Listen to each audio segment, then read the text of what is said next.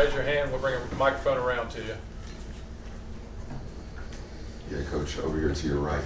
Obviously, coming from Duke is a different level of caliber of player, but I'm curious over there on their special teams units, did they dedicate the amount of starters that this program does? It's obviously been a thing around here. You're going to play special teams at Georgia. Yeah, being at Duke, I had the privilege of coaching under, one of the great coaches, David Cutcliffe, and he, like Coach Smart, they put a big emphasis on it. It's been an area where young players can develop, but it's also been an area where a lot of really good players play. And I think that's really key when you talk about being good on special teams, not only from a culture standpoint, but also from the play on the field. So we did, at Duke, we had the same type of level of dedication of starters playing on special teams. Obviously, you got to watch their reps and whatnot, but the emphasis was there, and obviously the emphasis is there, but you're playing with a little bit different product. A lot of great players here, a lot of speed difference, but a lot of really good players. When we were out of practice the other day, we heard Kirby Smart yelling at his team that the punt is the most important play in football. Can you expand upon that? Do you agree with him? And if so, why? Yeah, so a punt, you think about it, right? Punts and punt returns, those are the ones that happen most often in the area of special teams. And we look at it as every single time we've got an opportunity to punt the ball. A lot of people look at it like, oh, we have to punt the ball. We think our punt team is a weapon for us. And we dedicate a lot of time and a lot of personnel to that. Anytime we punt, there's 40 yards plus up for grabs. And if you can take advantage of that over the course of a game, 3-4 punts, that adds up over time in the area of hidden yardage. So you get that opportunity and, say you're in a situation where you're backed up and you can take a really bad situation and you could turn it into a great situation. Take, Thorson's punt against Tennessee in 2022. We're not necessarily in great field position. We turned it around to a ball out of the one, turns into a backed up punt, turns into a fair catch on the plus 35, and then a touchdown the next play. So that is a big area where we can affect field position, and we dedicate a lot of time, and we play a lot of good players on it, and we work it a lot, put a lot of investment into it. Yeah, Coach, you mentioned watching snaps. I feel like you guys have far more data nowadays in terms of the workload. Are you ever watching that in game to be like, hey, this guy's obviously gassed, we might need to get his replacement in? Are you guys allowed to do that? Yeah, absolutely. You go into a plan every single game with, okay, we've got this guy here, mainly what's he doing the play before? You got maybe an offensive player. Last year we had Arian Smith and we had Dom Lovett. They were two of the best gunners in the country, and they were really good at what they did, but at the same time, there was a good chance that both those guys were going to be in on third down. So every single third down, we would have all of our gunners that were behind them report to the pad, because if they were running, a go route and then they had to turn around and cover a punt, that's not necessarily fair to ask them to do that. So we definitely have eyes on that and awareness of that, and I think just an overall level of snaps that someone's going to play throughout the course of a game, I think it's imperative that you have a great backup and you have a good plan for those guys, so you don't have a big fall off. Yeah, you guys brought in Zachariah Branch from the transfer portal, and you obviously got a ton of experience at USC returning punts and kicks. How do you expect him to help you guys in those areas of the game this year? Yeah, I think Zach's done a great job. I think obviously he brings something that you don't get all the time, which is in-game experience. In-game experience is really valuable, and it's good for him to have that. I think he's going to come here and he's going to have a positive impact on our return units, but he's working back there with a lot of guys. Working probably more returners than we have just as far as catching the ball, reps. We got a lot of dynamic guys back there, but punt returners, we've got Sokovi's back there, Landon Roldan's back there as a freshman, Talon Taylor's back there, and then we're still working Cash back there and London Humphreys at punt returners. So he's back there and he's repping and he's getting really, really valuable reps here. Got a lot of catches this summer, and I think he's continuing to grow. But I think anytime you got a good returner, and I think we can get a good one out of that batch, especially with the in-game experience of Zach, I think that'll help us for sure.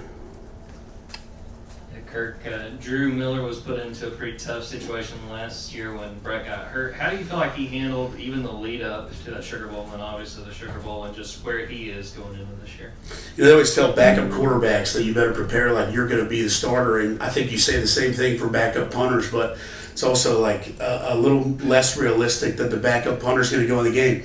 I think he had to prepare probably differently than he ever has, and he had longer to do it for one game. I think he did a great job. I think the most valuable thing, like I said, is in-game experience. And I think him having that in-game experience is going to be huge, moving forward throughout his career, because he's got obviously some years and eligibility left as he goes forward. But I think he prepared really well. And I think it helps, too, when you put a punter out there and you look around and you see the guys that he has surrounding him in that situation. And he felt really comfortable with the personnel that was out there with him and knowing that they had his back. So I think that helps. Kirk, on punting and like the concept of hidden yardage, whatever, do you all have stats that you think accurately kind of gauge that and, give a good presentation of who does well with it and who doesn't?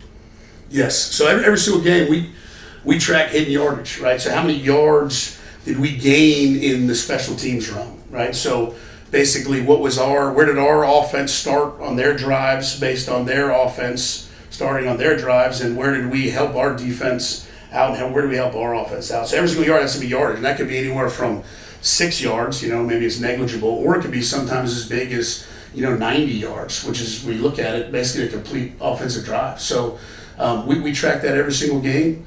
I think it's an area that we harp on our guys, because sometimes you can go out there on a special teams play and, the reward yield is not as big as you may think. But coming off the field, you look at it over the course of a game, you're like, wow, that impacted the game significantly. So we do track that on a daily basis. Will Brett be available to punt the first game, and do you expect he's going to easily return to form this season after his injury? Yeah, it's been fun to coach Brett over the years as a punter. And seeing him rehab an injury, you get to see him in a different light. And I've been proud of him, the way that he has attacked the rehab and how he's really, really been proactive about getting after it into the training room. He's been great. He's on schedule. He's doing great. He's doing everything, the training room has asked him to do and probably more. But he's eager, I know, and obviously the training room has certain guidelines they got to meet and whatnot. So he's right on track. He's doing well. Yeah, you touched earlier on the importance of the gunners. Who are some of the guys that are trying to replace Arian and Dom, and what makes a great gunner, given how successful Arian and Dom were for you guys in recent years? That's a great question. Okay, so we've had a good track record of gunners around here with Arian and Dom. They were great. You go back and look at the success they had, combined with Thorson's punts, and those guys were great. And I think the biggest thing as far as what you look for in a gunner is, one, speed. I think fire, passion, and energy comes into that too. Want to be out there. And then also the ability to get someone on the ground. And you don't always know that with offensive players. You got to put them out there in practice and situations to make sure that they have that third one. But I think those three things, speed, fire, passion, energy, and ability to get someone on the ground is huge. I think Arian and Dom have made it easier, right, for us to look forward to the future of who's going to replace them, because they set such a high standard that now it's not something like pulling teeth to ask someone to go out there and do it. They want to do it. It's become kind of a place of honor on our punt team. So it's kind of up for grabs, and it's a competition, and we've got a lot of good candidates. We've got London Humphreys working over there. We've got KJ Bolden working at gunner. We've got Daniel Harris. We've got Jeremy Bell. We've got Dalen Everett. No one is off the table when it comes to working at that position. So we've had a lot of good candidates. We've got a lot of guys that can run. Got some guys that can get some guys on the ground. So I think that's a great competition to keep an eye on, and obviously one that those guys want to be a part of. You guys have had a lot of success recruiting kickers and punters the last few years. You see it again looking ahead to next year's class. Just in general, when you're recruiting a kicker, recruiting a punter, what do you sell them on? Come to Georgia. This is why you should come to Georgia. Development, right? So when you have a good track record with kickers and punters, typically those guys see the track record and they want to follow in the same footsteps as those guys. And then I think the other thing too is we all know that the platform that Georgia provides as far as the level of competition that you're going to have, and I think that attracts just the right type of specialist that we want. To come in and be a kicker as a freshman, to come in and be a kicker even as a sophomore, and to be put on that stage early is something that you can't shy away from. So those guys wanting to come here and be that guy tells you a little bit more about their mindset and how they attack things on a daily basis. So I think, they want to come kick at Georgia. They're going to come kick in front of, thousands, hundreds of thousands, and they're going to have that pressure, and they want it. Kirk, 2 years ago, Georgia was second in the SEC in kickoff return yards. Last year, you were last, but you only had half as many opportunities, only 12 actual kick returns. Was that based on other teams just putting it out of the back of the end zone, or was that a plan on your part? Hey, just take the we'll take the fair catch. Fair catch, yeah. A lot of that was situational. So obviously, there's a lot of really good kickers in the SEC. So we got a lot of balls going out the back of the end zone.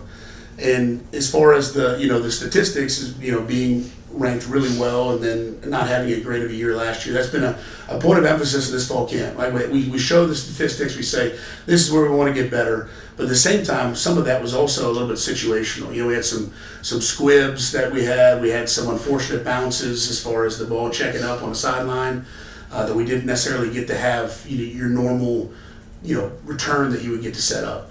But with that being said, it's great fuel to the fire, and those guys have attacked KOR up to this point through 6 practices really well. But I think that's definitely an area that we want to try and get better at. Yeah, Coach, over to your right. When a quarterback starts to become inaccurate, odds are there's something mechanically that is wrong. With a kicker, is there anything you're watching mechanically, or is it all mental? If they start to have misses, it's just up top, and we got to talk to them about that, give them confidence. Are you watching a kicker's mechanics, and could that lead to inaccuracies with kickers? Yeah, I think it can be both, right? It can be mental or it can be mechanics. And sometimes the mental part leads to the mechanics, right? So you got to keep an eye on both. You got to keep an eye on watching kickers, and then I think you also got to have conversations with them about what's going on and see if you can fix that part too or help them along in that part. I think the biggest thing is, there's people that maybe claim to be kicking gurus. I think the biggest thing you can do is watch film with them and talk them through, and you basically show them, hey, here's what you were doing when it worked well. Here's what you're doing now. Let's get back to what we were doing when it worked well. And then, why are you doing that? I think that's important, the why, when you're coaching kickers. Why is this happening? And that can sometimes lead into the mental part. But for sure, yeah, you got to watch them and you got to help them and be there for them through the process of maintaining consistency. Any fear in using KJ Bolden as a gunner? It's not exactly like you're stacked at safety right now. No, not at all. I mean, that's, to be honest with you, Punt's first play defense, right? KOC's first play defense. So he's going to be put in very similar situations at gunner that he would be, playing safety. So we have best players play special teams, and especially on punt, and I think he's going to be a real asset there. Got time for one more question? You mentioned at gunner, you've got guys that are wanting to play that position now. How have you all, and you've got starters across all of your special teams units, how have you all been able to foster a culture of people wanting to play on special teams? And how do you feel like that compares here to other programs that you've been at? I can't really speak for other programs, but I can tell you it starts from the top, right? Coach Smart does a great job with the culture of special teams. And the best players play on special teams ever since I've gotten here and well before that. So I think these guys, they come in and it's not necessarily a chore to play special teams, especially when you see guys that come before them that have had such success. You show the punt team. We show the punt team every single year. We show 2017 punt team, and every single one of them, but one maybe was drafted. You show the 2020 punt team. Everyone is in the league. You show the 2023 punt team, all but 2, are in the NFL now. And you see guys like N'Kobe Dean. You see guys like Nolan Smith. You see guys like Jalen Carter playing on special teams. It becomes something that they want to do because they know it's overall part of their development, and it helps them. It also helps the team win. It helps them get playing time early maybe. And they're going to be asked at some point at the next level to play special teams. And we want to make sure that's not the first time that they do it. So we always say, hey, it's good for the team. It's good for the team. Why? It's good for the team for winning purposes. We can affect the game with field position and momentum and special teams, right? We say it's good for you, the individual, because it provides opportunity. Maybe you didn't get to play early, but you will get to play. right? And the last one we say it's good for your future because it's going to set you up for success in the NFL. All right, Coach, thank you.